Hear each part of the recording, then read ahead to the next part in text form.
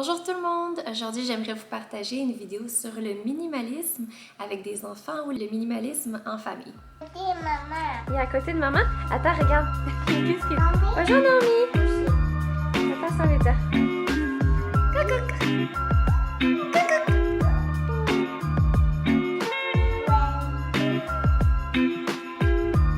Elle est drôle, Naomi, hein? Elle est bien créée en Naomi. Tu la statique dans les cheveux,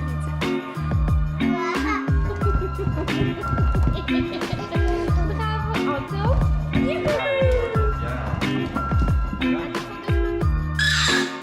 Wow! Oh, Lydia, t'es cute! La la la la. Wow!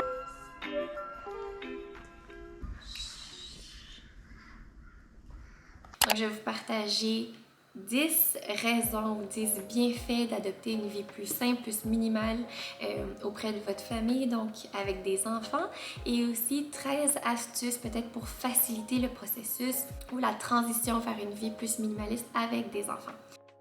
Je me suis dit que ça serait une bonne idée de faire une vidéo sur le sujet. En fait, j'ai même quelqu'un qui a commenté, Erika, si tu es là, bonjour! J'espère que tu vas l'apprécier. J'ai pensé à toi, en fait, quand j'ai filmé cette vidéo. Sur Internet, sur YouTube, on trouve toutes sortes de vidéos sur le minimalisme. Les plus populaires que j'ai trouvées sont généralement des gens qui n'ont pas du tout mon même mode de vie. Souvent, c'est des gens jeunes, célibataires, sans enfants, qui ont un travail de la maison. Nous, on est très loin de cette réalité, en fait. Moi, je suis infirmière, mon mari est infirmier. On a 2 enfants, un de 2 ans et demi, un de 1 an qui vient juste d'avoir 1 an. Donc, souvent, les astuces, les trucs, leur succès avec le minimalisme, le résultat est vraiment très spectaculaire. Par ailleurs, leur mode de vie est extrêmement différent du mien. Et donc, je pense que c'est très pertinent peut-être de partager mon approche, les astuces que j'ai pu trouver ou acquérir ici et là. Évidemment, je suis pas professionnelle dans le minimalisme, loin de là. Je suis constamment en apprentissage, en adaptation avec mes filles, mon travail et ainsi de suite. Donc si jamais vous avez des trucs, d'autres astuces, laissez-moi savoir. C'est pas nécessairement facile d'adopter un mode de vie plus minimal ou comme on le dit minimaliste parce que nécessairement ou naturellement plus il y a de gens dans votre espace, dans votre maison, plus il y aura de choses. Donc ça peut être un peu plus difficile si on a des enfants, mais ce n'est pas impossible. Avant même de commencer, je pense que c'est super important juste de se rappeler ce que le minimalisme n'est pas, surtout quand on veut l'adapter pour la famille et avec des enfants. Donc, c'est pas d'avoir des murs blancs, de pas porter de couleurs, de jouer avec des jouets en bois ou de pas posséder des jouets en plastique ou qui font de la musique. C'est pas de se débarrasser de tout, d'avoir le moins possible. C'est pas d'avoir des jouets ou une maison inspirée Montessori ou STEAM, STEAM qui est pour sciences, technologie, engineering, art and maths. Quoique c'est des activités qui sont tellement bonnes pour les enfants, mais ça veut pas dire qu'il faut juste avoir ça et dépenser des tonnes d'argent pour pouvoir avoir accès à ces jeux. Ce n'est pas du gaspillage non plus. Ça veut pas dire qu'il faut se débarrasser de tout. C'est pas d'avoir un capsule wardrobe, c'est pas de manger sainement, et c'est certainement pas de vous débarrasser de choses que vous aimez ou d'arrêter de faire des activités que vous aimez. Donc, maintenant que ça s'est clarifié, le minimalisme, pour moi, c'est vraiment de simplifier sa vie, simplifier les biens matériels pour mieux profiter des choses que vous avez, des expériences et des gens, donc des choses qui sont les plus importantes pour vous. Pour moi, le minimalisme a beaucoup de bienfaits. Tout d'abord, si vous avez déjà fait des recherches sur le sujet ou si vous avez déjà regardé d'autres vidéos, on le mentionne tout le temps, le minimalisme pour les enfants, c'est tellement bénéfique pour leur imagination. Donc, il y a de nombreuses études qui confirment que le fait d'avoir moins de jouets, moins de biens matériels vont pouvoir leur permettre de développer vraiment leur imagination et leur sens créatif. Et non seulement ils deviennent plus imaginatifs, mais aussi ils jouent plus longtemps avec les jouets qu'ils ont. Par exemple, quand nous, on était au Mexique il y a quelques jours, on a amené 3 choses. Une petite tablette pour colorier, un livre de coloriage à l'eau, puis un livre de Pat' Patrouille, Cherche et trouve. C'est tout ce qu'on a amené et dans la chambre de l'hôtel où on a passé quand même beaucoup de temps, on n'avait aucun jouet puis ils étaient plus intéressés parce qu'ils avaient joué avec ça pendant 4 heures dans l'avion. Donc, elles s'amusaient, elles s'arrangeaient entre elles, elles jouaient avec les poussettes, avec les draps, ils passaient en dessous des lits, en dessous des tables et elles ont trouvé toutes sortes de façons d'occuper leur temps et de s'amuser entre sœurs. On a clairement pu voir pendant une semaine, nos 2 filles se sont tellement bien débrouillées sans avoir à avoir des jouets. Évidemment, la majorité de leur temps, on le passait à l'extérieur, dans la nature, à la piscine, dans les parcs. On a beaucoup marché et je pense que ça c'est justement un bon exemple en fait de passer plus de temps à l'extérieur, de les laisser être stimulés par la nature, par leur environnement et d'apprendre plus sur la création en fait et d'être moins à l'intérieur, moins avec des jouets. C'est quelque chose qui est très stimulant, qui est tellement éducatif également. Donc, tout ça pour dire qu'on a vu, on a été témoin de cet aspect, en fait, que les enfants développent beaucoup leur sens créatif, leur imagination. Ils n'ont pas besoin de beaucoup pour être stimulés et heureux. Donc, ils n'ont pas besoin de beaucoup de jouets nécessairement pour être créatifs, imaginatifs. Au contraire, le fait d'en avoir moins va pouvoir vraiment augmenter cet aspect, leur créativité. Un autre exemple, super vite, c'est celui que, en fait, mes 2 filles, quand elles reçoivent, ma plus vieille un peu moins maintenant qu'elle vieillit, mais quand elle était un peu plus jeune, comme sa sœur, quand elles recevaient des cadeaux pour leur anniversaire, par exemple, pour Noël, généralement, elles étaient plus intéressées par l'emballage que par le cadeau lui-même. Souvent, on les retrouve même dans la boîte de recyclage, en train de sortir les papiers, les cartons. Il y a quelque chose qui les intéresse de ce côté-là, c'est peut-être le bruit, la texture, mais encore une fois, c'est tout simplement pour montrer que nos enfants n'ont pas nécessairement besoin de beaucoup de choses, de beaucoup de jouets pour être entertained et pour s'amuser. Le numéro 2, c'est que les enfants, ils ne peuvent pas bien réussir ou they don't thrive dans un environnement qui est encombré. Comme les adultes, nous aussi, quand notre environnement est désorganisé, surabondé de choses, encombré, bref, on fonctionne moins bien, on est moins efficace, on est plus stressés. C'est la même chose avec des enfants. S'ils sont entourés d'une quantité énorme de jouets ou de choses, les enfants ont tendance également à avoir un stress. Ça les amène à être plus distraits, à moins jouer avec leurs jouets. Souvent, ils vont commencer un jouet ici, on en voit un autre là, ils ne terminent pas leur premier, ils sont rendus à leur 4e jouet. Et puis, les choses s'étalent et ils ne sont pas concentrés dans leurs tâches. Et aussi et surtout, ils pourraient être stressés. Et c'est totalement normal. Nous aussi, comme adultes, on ressent le même stress quand on vit dans un environnement qui est désorganisé, qui est trop rempli, qui est trop encombré. Mon numéro 3, c'est que ça leur apprend à être plus responsables et à faire moins de gaspillage. Donc, étant donné qu'ils ont moins de jouets, ils vont en faire plus attention, ils vont en prendre meilleur soin et justement, ils vont être plus responsables dans leur utilisation. Mon prochain point, c'est que ça leur apprend à être comblés et ils vont mieux apprécier peut-être la valeur du cadeau ou de la chose qu'ils ont ou de leur jouet. Un autre exemple que j'aimerais partager, c'est celui de ma collègue de travail qui aimait tellement son enfant qu'elle voulait toujours lui donner des cadeaux et lui acheter tout ce que son enfant voulait. Et je me souviens qu'à Noël, il avait à peine 3 ans. D'une façon ou d'une autre, il a réalisé qu'il avait eu moins de cadeaux que l'année d'avant. Et sa maman s'est sentie obligée d'aller lui magasiner des cadeaux supplémentaires pour vraiment bien garnir le dessous de son sapin. Et c'est quelque chose qui m'a tellement choquée. C'est évident, c'est normal, c'est naturel. On a cette impulsion comme parents de vouloir tout offrir à nos enfants pour qu'ils soient comblés et heureux. Mais au contraire, cette pratique ne leur permet pas d'apprendre à être comblés. Au contraire, ils vont apprendre trop rapidement, trop jeunes, de toujours vouloir plus et de tomber dans le matérialisme. C'est quelque chose que j'observe aussi régulièrement dans les magasins. Un enfant va piquer une crise pour avoir quelque chose et malheureusement, le parent va sentir la pression d'acheter la chose ou la patente pour leur enfant pour le calmer ou pour leur faire plaisir. Évidemment, c'est pas mauvais d'acheter des cadeaux.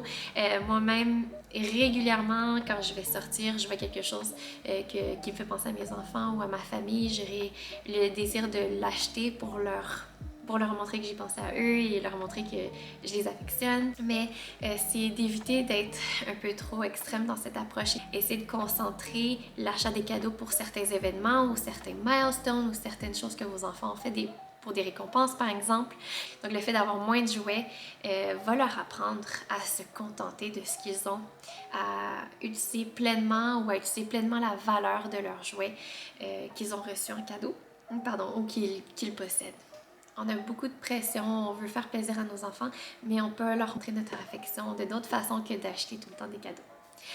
Aussi, ma maman a offert à ma petite un petit cochon typique pour ramasser des sous et avec le temps, il accumule un petit peu d'argent ici et là et ça permet à notre fille de comprendre un peu plus la valeur monétaire, la valeur des choses. Donc elle sait qu'avec tant d'argent, après tant de temps, elle peut accumuler suffisamment d'argent pour s'acheter une crème glacée. Donc les choses ne viennent pas naturellement, facilement, sans effort ou sans travail. Il faut mettre de côté, il faut patienter, il faut économiser pour pouvoir obtenir ce qu'on veut dans la vie. Donc, je pense que c'est important peut-être d'introduire aussi cette valeur monétaire, cet argent assez jeune pour que les enfants comprennent comment on s'approvisionne des choses. Mon numéro 4, c'est que ça pourrait les aider à distinguer ce qui est vraiment important pour eux, de distinguer la valeur des choses versus la valeur des personnes et des expériences dans la vie. Donc, ils pourront distinguer et percevoir peut-être plus de valeur dans le moment en famille, dans l'apprentissage versus les jouets. Ça va leur permettre également d'être plus organisés et plus propres, étant donné qu'ils ont moins de choses. Les choses qu'ils ont leur une place spécifique, alors c'est plus facile de le ranger et de le retrouver. Mon numéro 6, c'est que ça pourrait leur apprendre à être plus autonome. Et je vais prendre un peu plus de temps avec mes enfants pour leur apprendre des tâches ou des activités de la vie quotidienne. Donc, ils vont apprendre à mettre leurs vêtements tout seuls, à mettre leur manteau, à aller se préparer leur bol de céréales, par exemple. Donc, au lieu de passer du temps à jouer avec leurs gâteaux en plastique, ça pourrait être, par exemple, de les impliquer dans votre cuisine. Donc, quand vous faites un gâteau, de les laisser utiliser les ustensiles, les machines ou les équipements de cuisine qui puissent manipuler les ingrédients, qui puissent verser la farine, briser les œufs et ainsi de suite. Et ils vont pouvoir apprendre à être beaucoup plus mobiles, donc ils vont développer leur motricité fine, mais aussi leur indépendance, leur autonomie, leur débrouillardise également. Mon numéro 7, c'est que ça leur permet d'être plus concentrés sur leurs tâches et moins distraits. Désolée, moi je suis distraite en parlant de ça. Vous êtes sur mon bord de fenêtre puis il y a plein de gens qui passent et des voitures, alors je m'excuse si je fais distraite. Mais le fait d'avoir moins de jouets leur permet d'être moins distraits et d'être plus concentrés sur leurs tâches parce qu'ils ont une chose à accomplir, une chose avec laquelle ils vont jouer au lieu d'en avoir 10 et de faire 10 choses incomplètes et de commencer un jouet et de ne pas le compléter et ainsi de suite. Et ça, je l'ai déjà mentionné, mais ça leur permet d'être moins stressés parce qu'ils ne sont pas entourés de choses et de désordre. Et ça permet également de diminuer peut-être les chicanes parce qu'ils vont apprendre à mieux jouer ensemble et à partager leurs jouets ou attendre leur tour.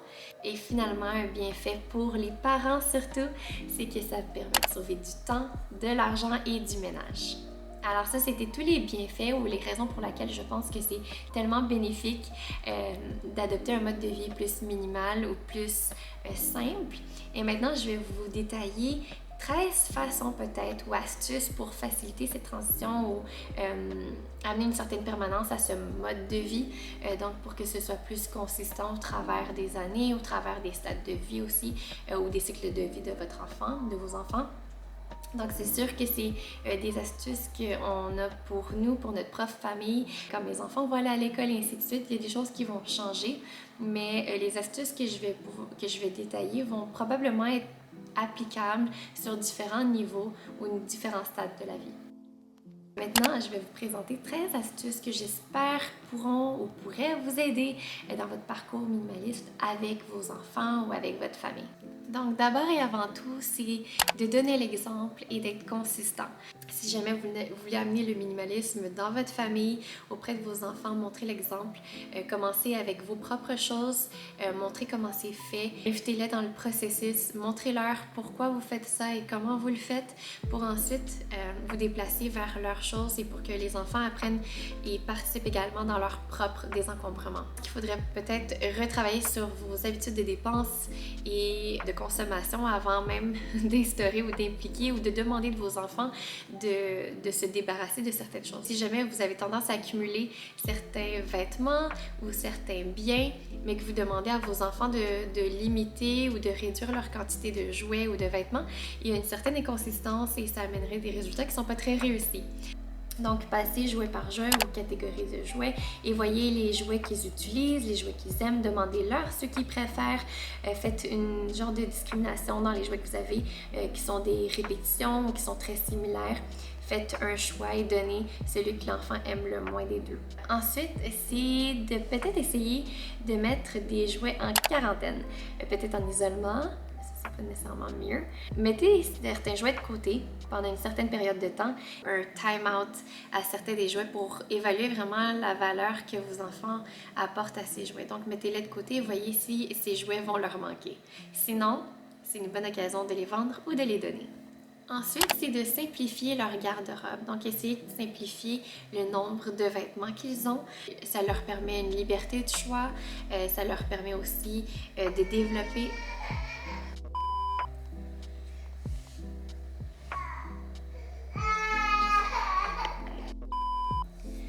Mon prochaine astuce, c'est de simplifier leur garde-robe. Donc, mon prochaine astuce, c'est de simplifier le garde-robe.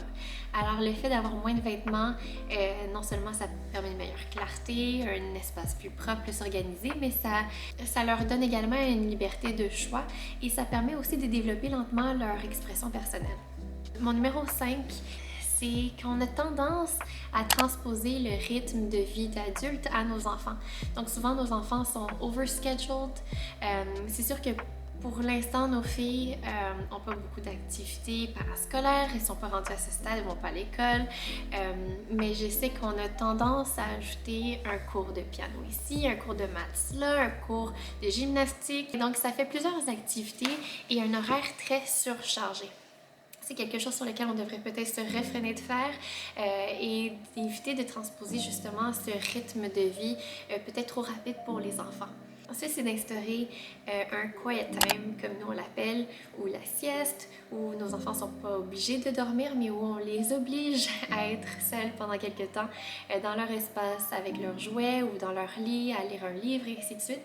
Ça leur permet de vraiment apprécier le calme, la solitude et aussi d'apprécier un rythme plus lent, d'être plus focusé sur le moment présent, sur les petites choses, sur eux-mêmes. C'est bien important pour nous d'intégrer aussi jeunes, à leur âge, cette période ou ce moment dans leur journée qu'ils vont passer avec soi-même, dans la tranquillité, dans le calme et vraiment pour apprécier le moment présent. Ensuite, c'est de leur apprendre à donner. À chaque fois qu'il y a un nouveau jouet qui entre dans la maison, essayez peut-être d'appliquer le 1 pour 1, one in and one out rule. Donc à chaque fois que vous allez faire entrer un nouveau jouet à la maison, que vous achetez quelque chose ou qu'il reçoit quelque chose, c'est de prendre l'habitude de donner au suivant. Donc non seulement ça permet de ne pas encombrer l'espace et d'accumuler des choses, ils vont apprendre en plus à donner à une autre personne qui va peut-être mieux apprécier le jouet qu'ils ne jouent plus avec, par exemple. Un autre truc, c'est d'éviter la pression sociale ou le jugement. Donc, c'est très facile de se comparer avec les autres, de comparer leur mode de vie minimaliste au nôtre. Il y a beaucoup de gens sur Internet qui parlent de minimalisme et ils ont toutes sortes d'approches différentes. Adaptez votre approche et votre rythme à vous-même et à vos propres besoins. Il y a par exemple une YouTubeuse que j'aime tellement regarder, elle s'appelle Delilah et c'est une mère qui est absolument fantastique, formidable. C'est une mère au foyer, elle a 3 enfants et elle a un espace alloué pour le jeu et elle a une panoplie de jeux et d'activités pour les enfants et des fois je l'envie, je me compare et j'ai l'impression de devoir posséder tous les jouets qu'elle a pour que mes enfants soient aussi heureux et aussi comblés. Mon prochain point, c'est que quand il y a des événements où des cadeaux vont être donnés, donc Noël, les anniversaires et ainsi de suite, essayez de communiquer avec les membres de votre famille qui veulent offrir des cadeaux pour vraiment peut-être cibler des cadeaux que vous pensez qui sont les mieux pour vos enfants, pour pas qu'il y ait des répétitions dans les cadeaux, pour pas qu'on accumule des choses qui vont pas être pratiques ou utilisées ou qui sont contre nos valeurs, par exemple. Demandez aux parents, aux frères et sœurs, aux oncles, tantes et ainsi de suite, qu'est-ce qu'ils pensaient acheter, ou on peut même leur proposer certaines choses.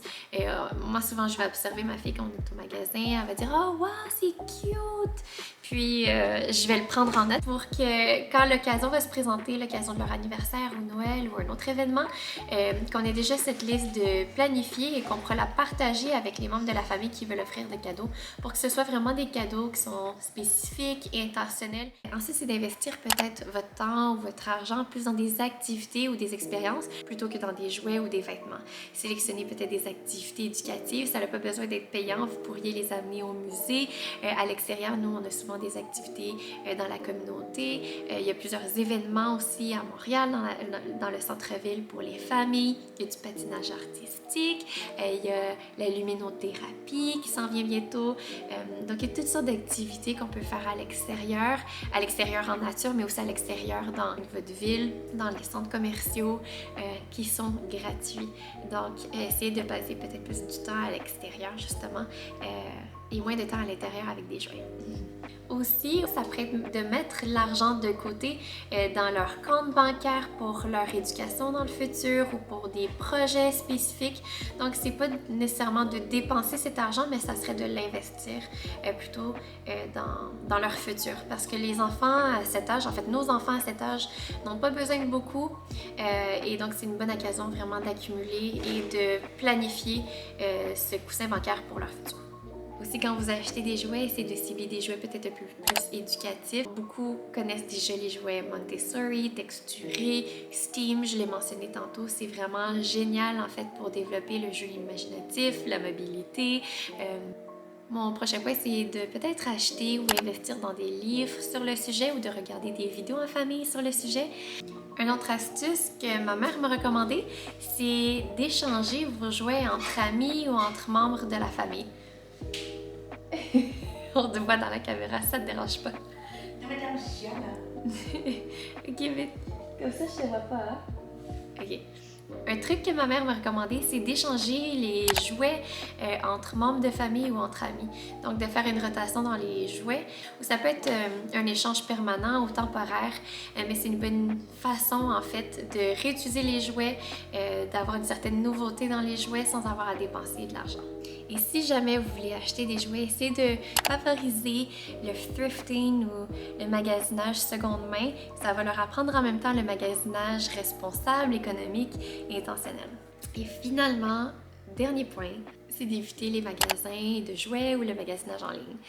Encore une fois, l'exemple de Delilah, des fois elle fait la promotion de certains jouets, par exemple ceux de KiwiCo. Ils ont l'air tellement le fun, leurs jouets et leur boîte d'activités. Et tout ça pour dire que, ah oui, elle va nous donner un lien avec un rabais.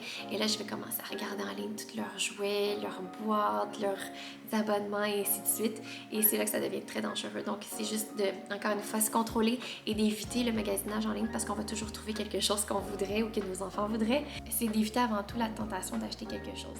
Alors voilà, ça c'était mes astuces pour instaurer ou appliquer le minimalisme dans votre famille. Encore une fois, c'est basé sur notre propre expérience, sur l'âge de nos filles. C'est sûr qu'avec le temps, on va devoir s'ajuster, s'adapter et les choses vont changer, mais j'espère que ça a été aidant.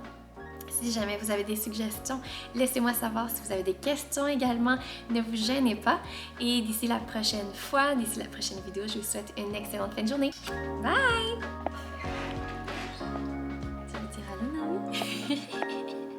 Et toute tranquille. Oh, tu dis allô? Oui, maman est en train de filmer sa vidéo. And you're being so cute and quiet.